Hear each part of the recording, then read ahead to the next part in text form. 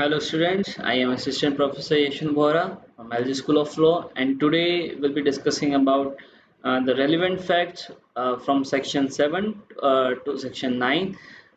So let's start our lecture. So, before moving to our lectures, I'll suggest students to please keep one BREC with them of Indian Evidence Act so that it will be better for them to understand the sections very clearly and very in a better way. So, like starting from section 7 talks about that facts, like I have divided again the definition, that facts which are occasion, cause or effect, or facts which constitutes the state of things under which the fact and issue happened, or the facts which afforded an opportunity for the occurrence of a fact and issue. All these facts are the relevant fact under section 7. Now let's take the illustration or the examples that A had committed the murder of, A had robbed the house of B, okay, or A had robbed B. It is illustration A. If you have Berek, you will be able to understand that particular illustration. In this illustration, it has been said that the facts which shortly before the robbery B went to the fair with the money in his possession, and that or he showed it or mentioned the fact that he had it to the third person are relevant fact.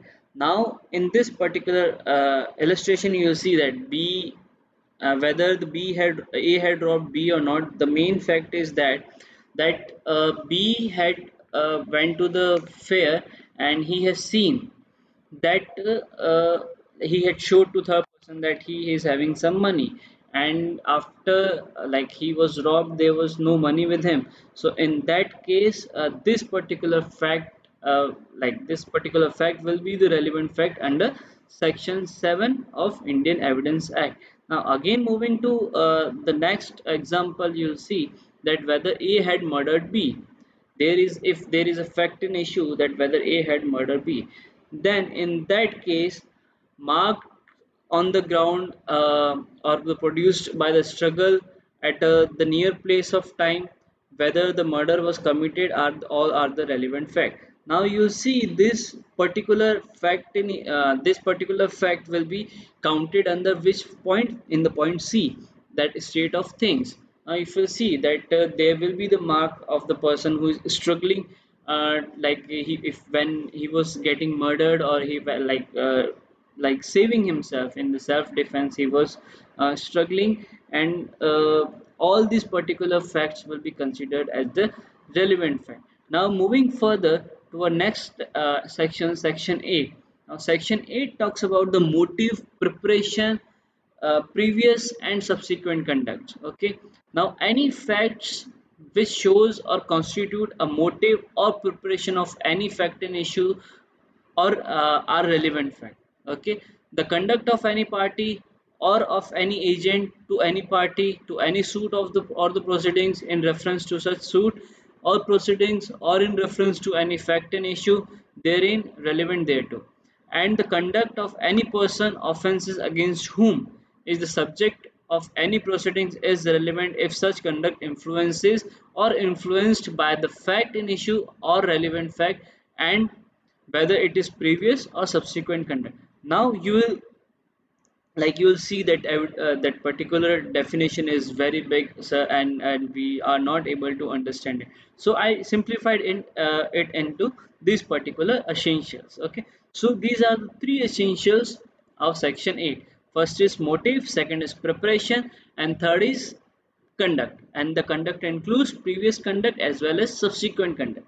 Now you see that motive moves a man to do a particular act, and therefore there can be no actions without a motive. If the person is not having any motive, if is not having any motive, that why to do this particular thing, what will be the ultimate object that he will achieve, then in that case there can be no act without the motive. So the motive is very essential and very relevant in any you can say criminal case or any civil case.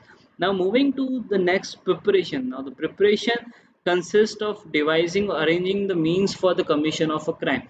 Now again you will see that by seeing this particular thing you will like you must be remembering your stages of crime. That first is intention, the second is preparation, third is attempt, and fourth is commission. And again you will see here the motive again is coming into the picture, and preparation again is coming into the picture, and the previous conduct and the subsequent conduct again is coming to the picture. Okay, now the preparation, I'm coming again back to the preparation. Like if the person has got the motive, then after that he will be preparing something like to commit the crime. Preparing as in he must be going outside to buy if he want to kill someone, to buy a weapon, or you can say to buy a poison, or anything which is needed for him to commit the crime. Okay, so all these things will be taken as a preparation in that particular crime. Now, moving to the subsequent conducts or the conducts that is previous and subsequent conducts, a fact can be proved by conduct of a party by surrounding the circumstances. Now, you will see that what was the conduct of the party at that particular time, as in how the person was behaving, what was the nature of the person, and what was the conduct of the person. All these facts are known as the relevant facts in that particular, in this particular you can say fact and issue. Now going to the example, you'll see that I'll give you one illustration. I'll tell you one illustration that whether A is ravished or not. Okay. Now, in that particular fact and issue, if you'll see that yeah, you will see that this particular the facts that shortly after being raped, after the alleged you can say the victim was raped. Okay, he absconded.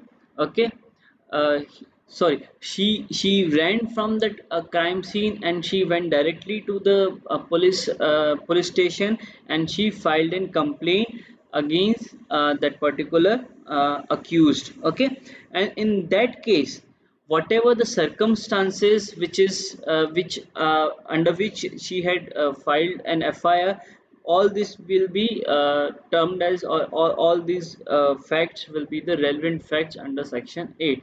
So you will see that under previous and subsequent conducts, you will see that this particular example can be taken. Now moving further, uh, section 9, the section 9 includes the facts which are considered to be relevant facts. So you'll see facts which are necessary to explain the fact in issue, or other relevant facts. Second, like again I have broken this particular section because this section is you'll see it's very long. So for the better understanding, I have made this section into the points. So you'll see that facts which are considered to be relevant fact. First, what which facts which are necessary to explain a fact in issue or other relevant fact. Second, facts which are necessary to introduce a fact in issue or a relevant fact. And third, facts which supports an inference suggested by a fact in issue of a relevant fact. And again you will see further that facts which rebut an inference suggested by a fact in issue of a relevant fact, and facts which established the identity or anything of a person whose identity is in question, again is a relevant fact. And fact which fix the time or place at which the fact in issue or relevant fact has happened. And seventh, is that the fact which shows the relation of the parties by whom such fact was transacted. All these facts. So you see under section 9 that there are in total there are you'll see there are total 7 kinds of facts which are termed as relevant facts. Okay, now again facts which explain the fact in issue, or fact which introduce the fact in issue, fact which inference the suggestion of the fact in issue, or fact which reports, fact which establish the identity of the person, fact which fix the time and place, and fact which shows the relation of the parties. All these facts will be the relevant facts.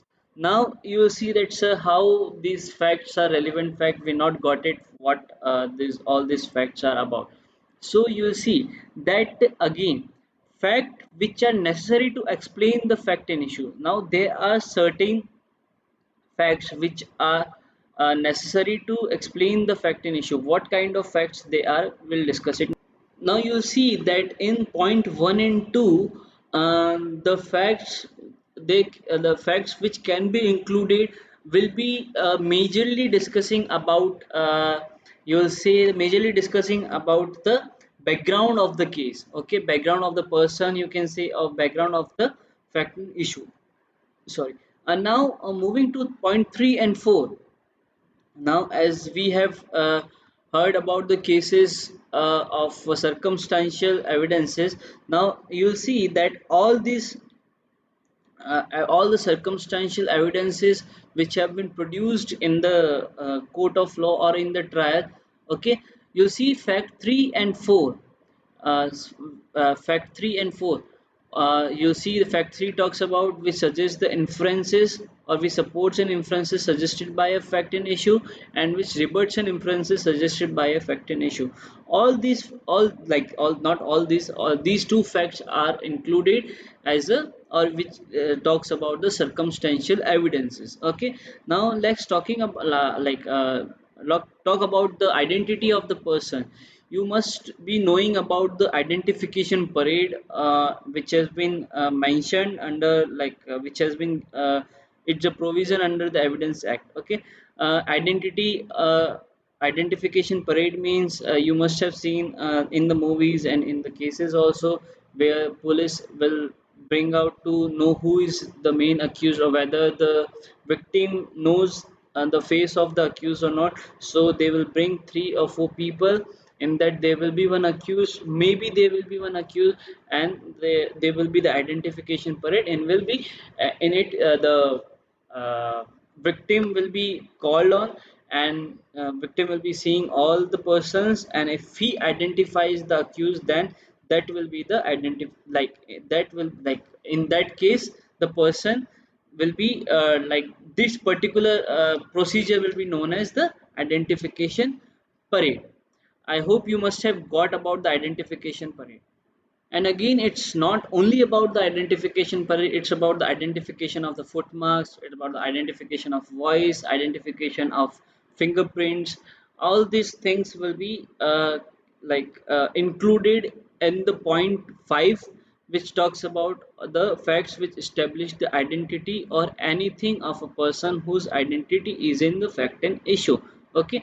Now moving to the part 6 and part 7, you will see that the part 6 will be, part 6 is talking about the time and place at which the fact and issue was held, and part 7 talks about the parties, what is the relation between the parties, as in the parties were father or son, or the friends, or the spouses, or the enemies, or they are strangers, what was the relation between the parties. So all these facts which are mentioned in the section 9, again I'm saying, from point 1 to point 2, point 1 to point 7, you see point 1, again these particular first 2 points are, like, they generally talks about the background of the case. Point 3 and point 4, as I said, talks about which supports the section 6, you can say, or the circumstantial evidences.